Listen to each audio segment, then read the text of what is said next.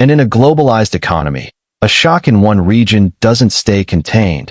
It travels, often faster than policymakers can respond. But here's the most overlooked part of this entire system: timing.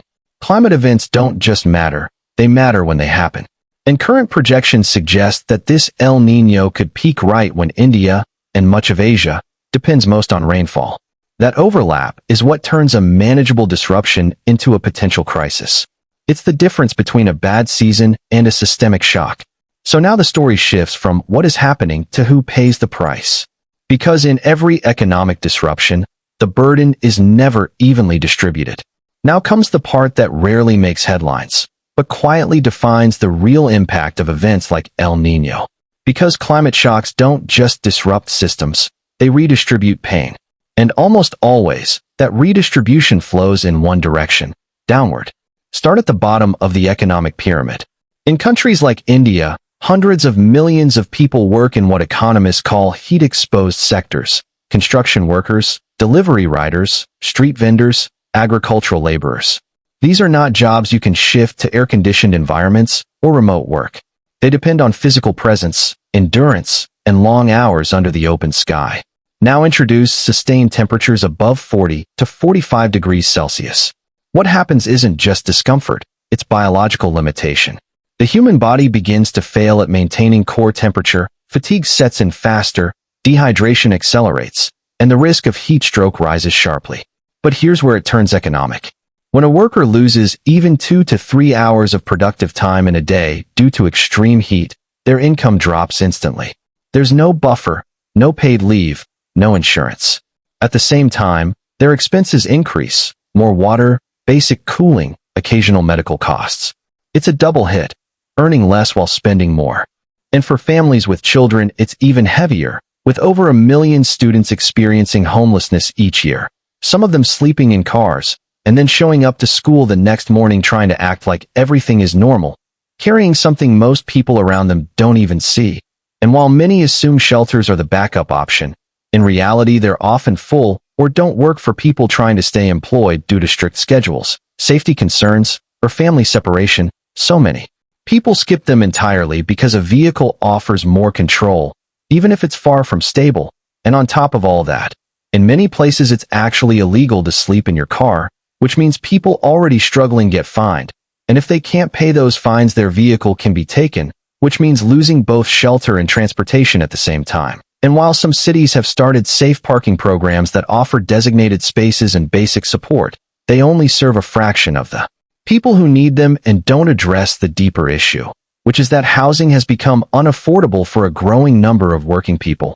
And when you step back and look at all of this, it stops being a question of individual choices and starts looking like a system where the math no longer works. Because a full-time job is supposed to provide basic stability, and in more places it doesn't. And once that gap opens, it spreads, first affecting those already on the edge and then reaching people who never expected to be at risk, until situations that once seemed unthinkable, like working full-time and still not having a home, start to become more common. And the most unsettling part is that much of this remains hidden in plain sight, in parked cars, quiet streets, everyday spaces where nothing looks out of place, and most people pass by without realizing what they're seeing. Because the people inside are doing everything they can to remain invisible. And that invisibility makes the crisis feel smaller than it is, easier to ignore. But it's there, woven into the same places we move through every day. And once you understand that, you start to notice the details you didn't before, and that car outside the grocery store doesn't look quite the same anymore. Because tomorrow morning it will be gone, the person inside will go back to work, continue their routine. And most people will never realize they were looking at someone without a home. And once you start noticing it, it becomes harder to ignore how fragile the line really is between being housed and not. Because for a lot of people it isn't some distant edge, it's a few paychecks, one emergency, one unexpected shift in circumstances. And what makes this even more unsettling is that the system isn't designed to catch people quickly once they start falling. It slows them down instead. Because without a permanent address, simple things become complicated: job applications, bank accounts, government assistance, even receiving basic mail. Everything starts requiring extra steps, extra time, extra proof, And when you're already exhausted and trying to hold on to a job, those extra barriers add up fast. And while from the outside it might look like people just need help and support, the reality is that accessing that help often feels like navigating a maze with no clear entry point, long wait lists, strict eligibility rules, limited availability, and in many cases programs that were never scaled to handle this many people in the first place. So even when someone is actively trying to get back into stable housing, doing everything right, making calls, filling out forms, showing up to appointments, progress can be painfully slow, and time is exactly what they don't have, because the longer someone remains in that unstable situation, the harder it becomes to break out of it. Physically, mentally, and financially. And this is where the conversation often shifts into something uncomfortable, because it forces a question that doesn't have an easy answer. If the people experiencing this aren't disconnected from society, if they're working, contributing, trying to stay afloat, then what does that say about the structure around them? About a system where stability depends not just on effort, but on whether the numbers happen to work in your favor, and right now for a growing number of people they don't. And that's why this issue keeps expanding quietly, not through one dramatic event, but through thousands of individual situations where the math simply stops adding up, and each one of those situations doesn't always look like a crisis from the outside. It looks ordinary, routine, almost invisible, which is exactly why it continues to grow without drawing the level of attention it probably should, because it doesn't disrupt daily life in an obvious way for most people. It blends into it, and that makes it easier to overlook, easier to assume it's not widespread, easier to believe it's happening somewhere else. But the reality is it's already part of the same environment, the same economy, the same set of pressures that millions of people are navigating every day, and the difference between those who fall into it and those who don't is often much smaller than people expect, which is why understanding it matters, not just as a distant social issue, but as something that reflects how the system is functioning as a whole. Because when basic stability becomes this difficult to maintain, even for people who are doing everything expected of them, it's not just an individual problem anymore. It's a signal that something deeper isn't working the way it should.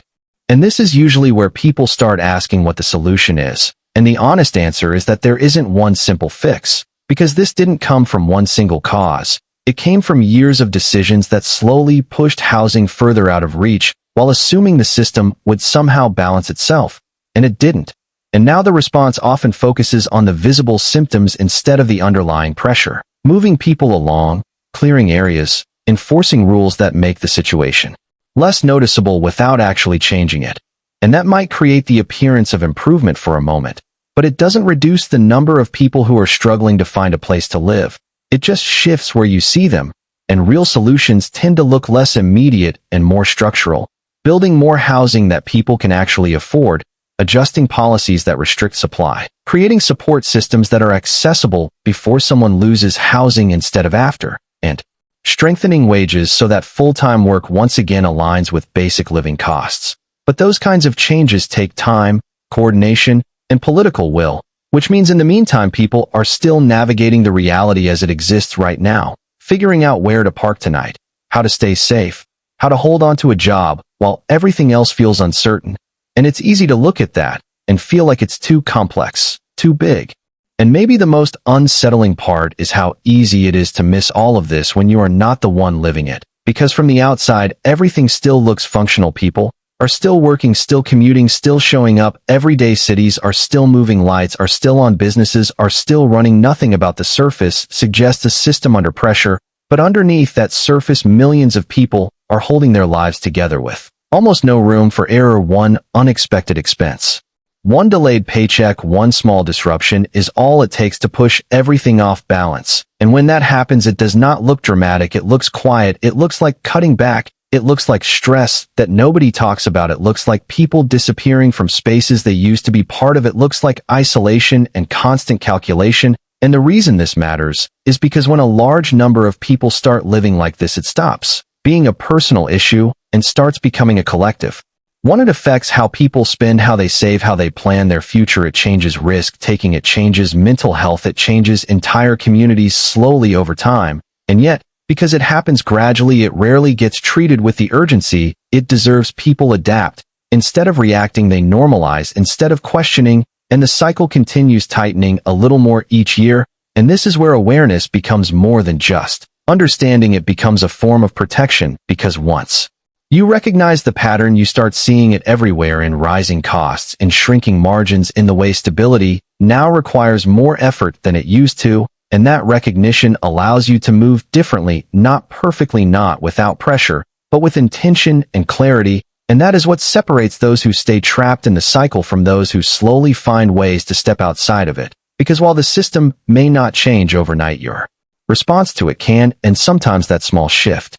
And the truth that lingers after everything is said is simple but hard to ignore. This is not a rare situation anymore. This is not something happening to a small group on the margins. This is spreading quietly into what used to be considered normal, stable working life. And that changes how we need to think about it. Because when people who are doing everything right still feel financially fragile, the issue is no longer about individual discipline. It is about the environment they are operating in. An environment where costs rise faster than comfort, where security feels temporary, and where the line between stable and struggling is thinner than most people realize. And that line is where millions are standing right now, balancing carefully, trying not to fall, adjusting constantly, just to stay in place.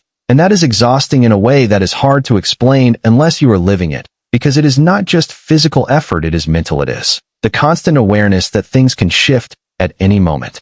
And that awareness follows you everywhere, into your decisions, your plans, your sleep, your sense of control over your own life. And yet, even in that reality, there is something important to hold on to, which is that understanding this clearly changes how you move forward. It pushes you to focus on what actually creates stability, not just what looks like it from the outside. It encourages you to build slowly, intentionally, even if progress feels less visible, even if it does not match what others are doing. Because in a system that rewards appearance and speed, choosing sustainability and control is a different kind of advantage, one that does not collapse as easily under pressure. And maybe that is where the real shift happens, not in escaping the system completely, but in learning how to exist within it without letting it quietly dictate every outcome. Because once you reach that point, even if nothing around you changes immediately, something inside you does, and that change is often where more.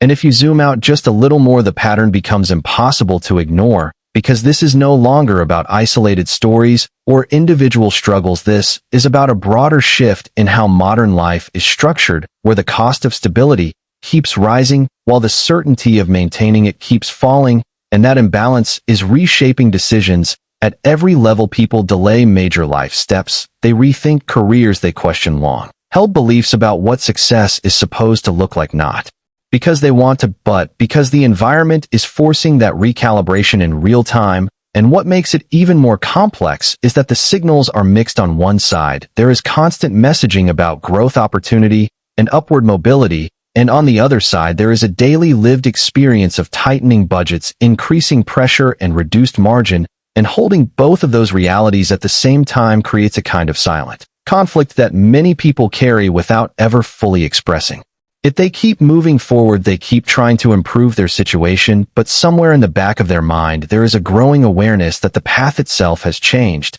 and that awareness slowly reshapes behavior. It makes people more cautious, more deliberate, more focused on protecting what they have rather than constantly chasing what is next. And while that may not sound dramatic, it is a significant shift because it reflects a deeper understanding of the world as it actually is, not as it was once described. And in that understanding, there is a form of clarity that can feel uncomfortable at first, but ultimately becomes grounding. Because once you see the system clearly, you stop expecting it to behave differently, and instead you start adjusting your approach in ways that are more aligned with reality. And that alignment, even if it is gradual, even if it is imperfect, is what allows people to navigate uncertainty with a little more control, a little more awareness, and a little less illusion.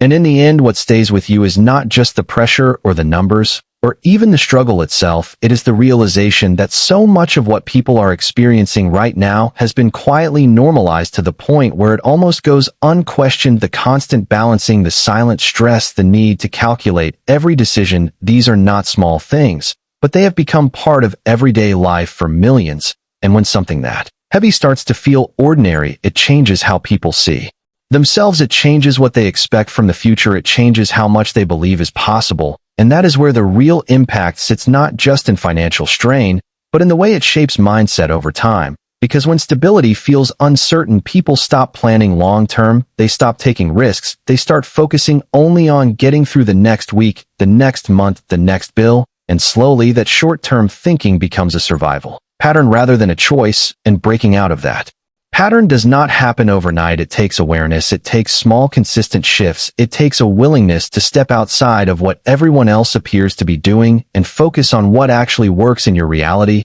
And that process is not easy, it is not fast, and it is rarely visible from the outside, but it is real, and it is happening in small ways for people who decide to respond differently to the pressure around them, not by ignoring it, not by pretending it does not exist, but by understanding it clearly and adjusting their approach accordingly. And maybe that is the most honest way to look at all of this, not as a story with a perfect ending, but as an ongoing situation that requires a different kind of awareness, a different kind of thinking, and a different definition of what it means to truly be stable in a world where the old definitions no longer hold the same meaning, and where the ability to adapt thoughtfully may be one of the most valuable skills anyone can have moving forward.